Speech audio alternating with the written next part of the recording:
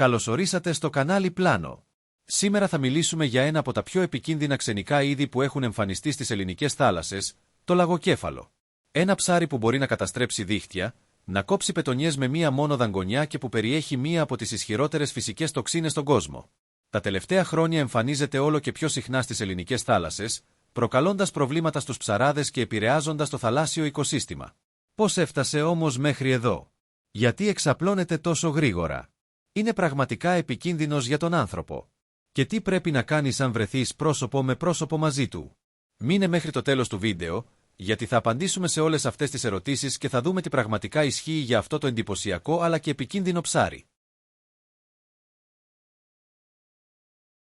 Ο λαγοκέφαλος είναι ένα θαλάσσιο ψάρι που ξεχωρίζει εύκολα από το μεγάλο κεφάλι του, τα δυνατά δόντια του που μοιάζουν με ράμφος και την ικανότητά του να φουσκώνει σαν μπαλόνι όταν αισθανθεί ότι απειλείται. Πίσω όμως από αυτή την ασυνήθιστη εμφάνιση κρύβεται ένας εξαιρετικά επικίνδυνος οργανισμός.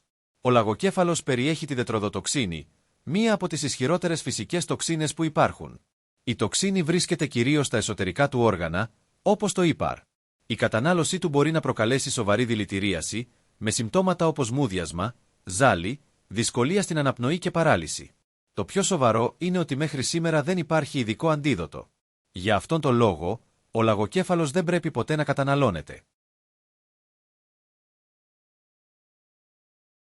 Ο λαγοκέφαλος δεν ζούσε πάντα στη Μεσόγειο. Η φυσική του πατρίδα είναι η Ερυθρά θάλασσα και ο Ινδικός ωκεανός.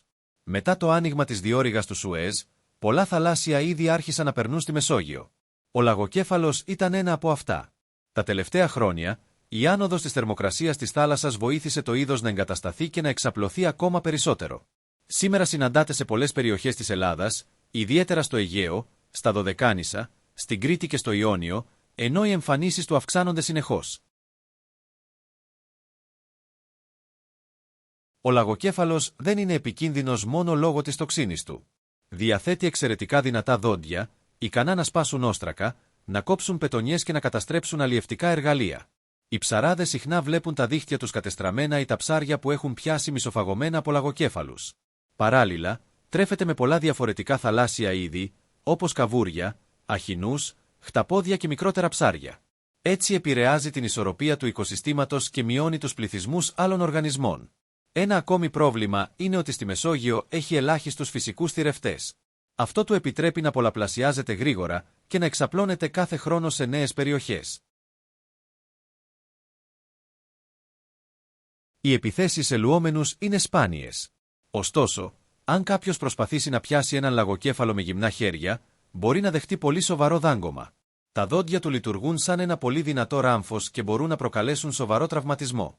Ο μεγαλύτερος κίνδυνος όμως παραμένει η κατανάλωση του ψαριού.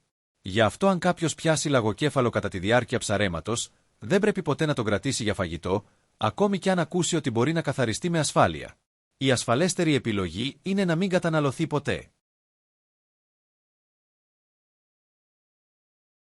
Αν δεις λαγοκέφαλο ενώ κολυμπάς, κράτησε απλώς την απόστασή σου και μην προσπαθήσεις να τον αγγίξεις. Αν ψαρεύεις και πιαστείς το αγκίστρι σου, χειρίσου το με μεγάλη προσοχή και μην βάζεις ποτέ τα χέρια σου κοντά στο στόμα του. Αν παρατηρήσεις πολλούς λαγοκέφαλους στην ίδια περιοχή, μπορείς να ενημερώσεις τις αρμόδιες αρχές ή το τοπικό λιμεναρχείο. Η σωστή ενημέρωση βοηθά τόσο τους ψαράδες όσο και τους υπόλοιπους λουόμενους. Και τέλος, ο λαγοκέφαλος είναι ένα από τα πιο χαρακτηριστικά παραδείγματα του πως ένα ξενικό είδος μπορεί να αλλάξει ολόκληρο ένα οικοσύστημα. Παρόλο που δεν πρέπει να προκαλεί πανικό, χρειάζεται σεβασμό, προσοχή και σωστή ενημέρωση. Αν σου άρεσε αυτό το βίντεο και έμαθες κάτι καινούριο, κάνε ένα like, γράψε στα σχόλια αν έχεις δει ποτέ λαγοκέφαλο και κάνε εγγραφή στο κανάλι για περισσότερα βίντεο.